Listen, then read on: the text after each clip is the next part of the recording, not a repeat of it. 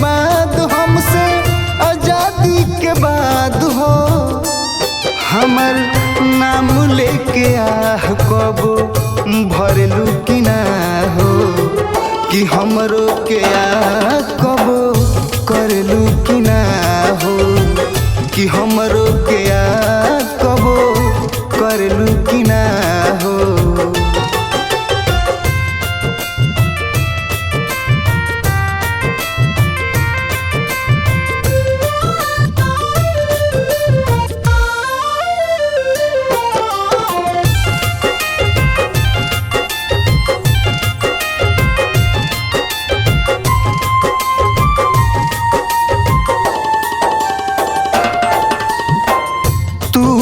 हमार हो बनिए ही आस में जाके भुला गइलू पियवा के पास में।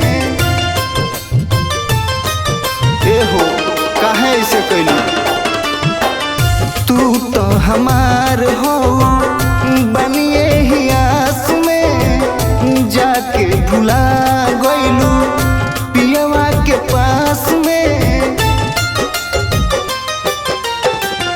तड़पील रात भर हलिया पूछलू न बात कर तड़पील रात भर हलिया पूछलू न बात कर बिरह के अगिया में जरी जैसे जरलू कि ना हो कि हमरो के याद कब करलू कि ना हो कि हमरो के याद कब करलू कि ना हो।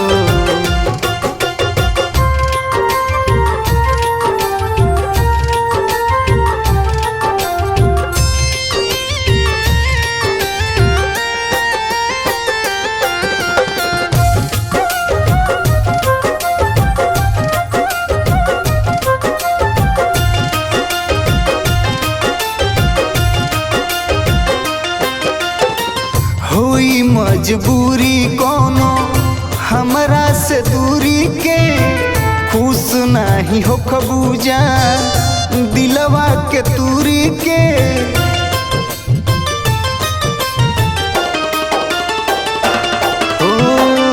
होई मजबूरी कोनो हमरा से दूरी के खुश नाही हो खबूजा दिलवा के दूरी के।